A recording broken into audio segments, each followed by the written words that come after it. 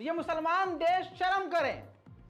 मेरे दोस्तों, जब से ये जंग शुरू हुई है, ईरान हो, अरब हो, कतर हो, नॉन मुस्लिम देशों का तो ज़मीर जाग गया, लेकिन जो मुस्लिम कंट्री हैं, मुस्लिम देश हैं, वो चुप्पी बांध हुए हैं अपनी और खामोश हैं, कुछ नहीं बोलना, कोई एक्शन नहीं ले रहे हैं। हेलो गाइस, कैसे हो आप सब लोग? उम्मीद है सब बढ़िया होंगे। नॉन मुस्लिम कंट्रियों ने तो बाइकआउट कर दिया इसराइल का, लेकिन खासकर सऊदी अरबिया चुप्पी बांधे हैं, खामोश हैं। जितनी भी मुस्लिम कंट्रियाँ हैं, सारी की सारी खामोश हैं। शर्म करे अरब, ये मुसलमान देश शर्म करें। मेरे दोस्तों, जब से ये जंग शुरू हुई है, ईरान हो, अरब हो, कतर हो, कुवैत हो, पाकिस्तान हो, कोई भी हो, सबने क्या किया है? बकर बकर बयानबाजी की है। इन सभी को शर्म आनी चाहिए, क्योंकि एक नॉन मुस्लिम देश उसने एक्शन लिया है।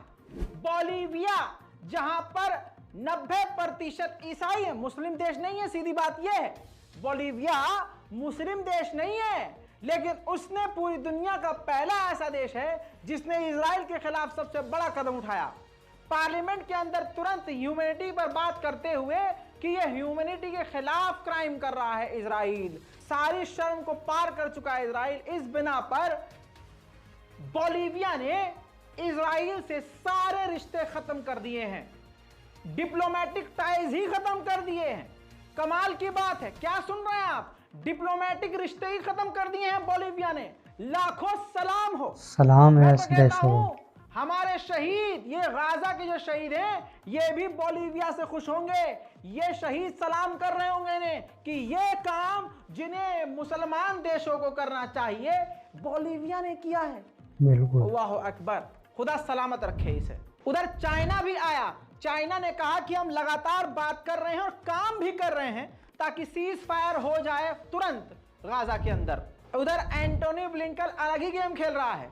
उधर इजराइल से कह रहा है कि कब्जा कर लो, और इधर हाँ, हम ये चाहते हैं कि गाजा की जंग खत्म होने के बाद जो गाजा की जो अथॉरिटी है, फिलिस्तीन अथॉरिटी जो है, वो टेक ओवर कर ले और गाजा को अपने हाथ में ले ले, जबकि अंदर अंदर ये है कि इजराइल कब्जा कर ले।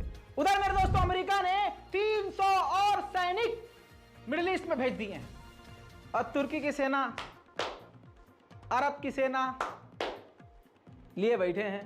इनके लिए भाई तालियां होनी चाहिए, बहुत बढ़िया। आपको बता दूं कि सीरिया पर भी लगातार दनादन हमला कर रहा है इजराइल। इस पर बुरी तरह से भड़क गया है रशिया ने कहा है कि ये एक्सेप्टेबल नहीं है। अरे भाई, एक्सेप्टेबल नहीं तो करोगे क्या? कुछ तो करो। इजराइल ने आम लोगों से कहा है कि नॉर्थ की तरफ आप मत जाइए, नॉर्थ के किसी अस्पताल में मत जाइए, गाजा के लोगों से कहा है।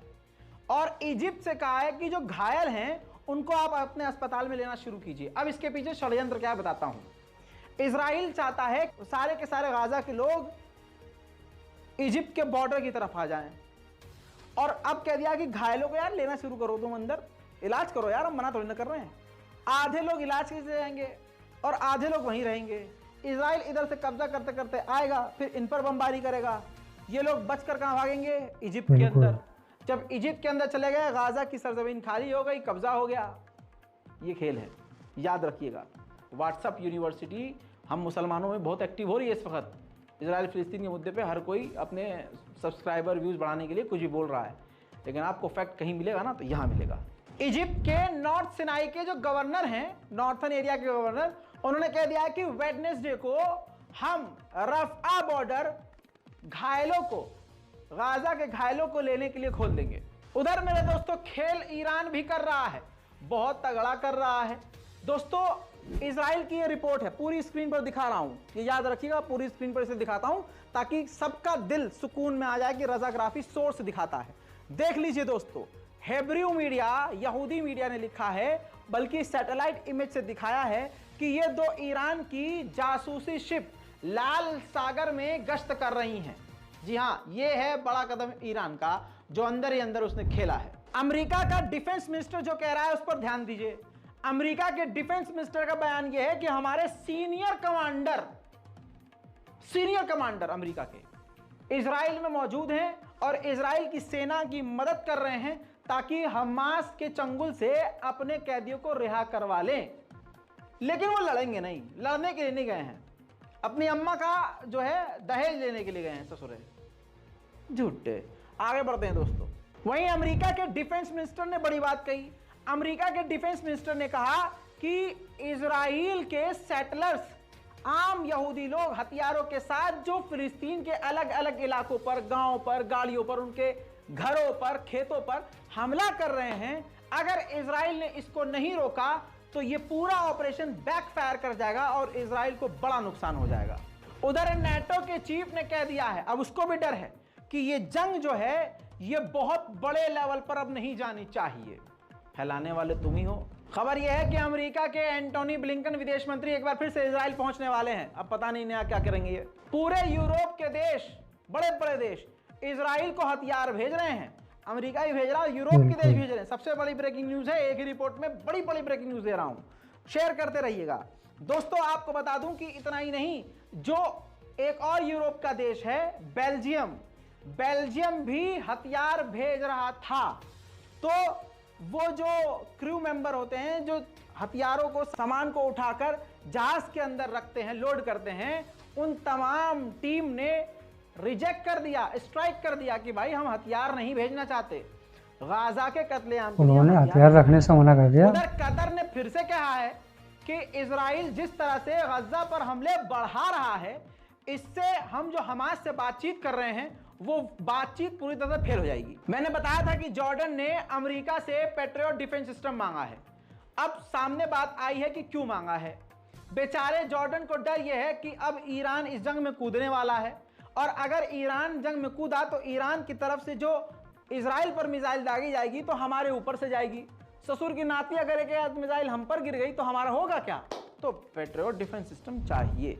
मेरे दोस्तों, वेस्टर्न देशों में से कई सारे देश ऐसे हैं जिन्होंने अपनी सेना इजराइल के आसपास तैनात कर दी है चुपके से। उनको डर यह है कि अगर ये जंग बढ़ गई तो इजराइल में मौजूद हमारे जो अपने लोग हैं उनको हम कैसे निकालेंगे, जल्दी से निकाल के उनको बचा कर ले। अब देखिए, गाजा का ऑपरेशन खत्म करने के बाद अमेरिका और इजराइल मल्टीनेशनल फोर्स बनाना चाहते हैं, दुनिया की सबसे बड़ी सेना बनाना चाहते हैं। यह भी चल रहा है मामला। उधर इजराइल लेबनान पर भी पर्चे गिरा रहा है। इजराइल ने लेबनान पर पर्चा गिराकर उस पर लिखा है, ए लेबनान के लोगों, हिजबुल्लाह सीरिया और ईरान का गुलाम है, इसका आका ईरान है, इनके कहने पे ना चलना, ये आपको जंग की नोक पर ले आए हैं। पिछली बार जंग पे कौन ला गया? इजराइल का खुद ला बड़ा गया। नुकसान हुआ था, याद करो और समझ जाओ। दोस्तों, फिलहाल की रिपोर्ट में इतना ही। जल्द लौटेंगे और भी बड़ी जानकारी के साथ। ये जो भी हो रहा है ना दुनिया में बहुत गलत हो रहा है, खासकर गाजा पट्टी में ये बच्चों बमबारी हो रही है, हमले हो रहे हैं, बहुत ज़्यादा गलत हो रहा है। और अमेरिका जो है इजराइल के साथ है, खासकर जो देश है उसके साथ है हमारे इजराइल के। आपकी क्या राय है, आप कमेंट में करके बताएं। और मिलते हैं अगली वीडियो में, तब तक के लिए बाय। और हमारे चैनल को सब्सक्राइब करें।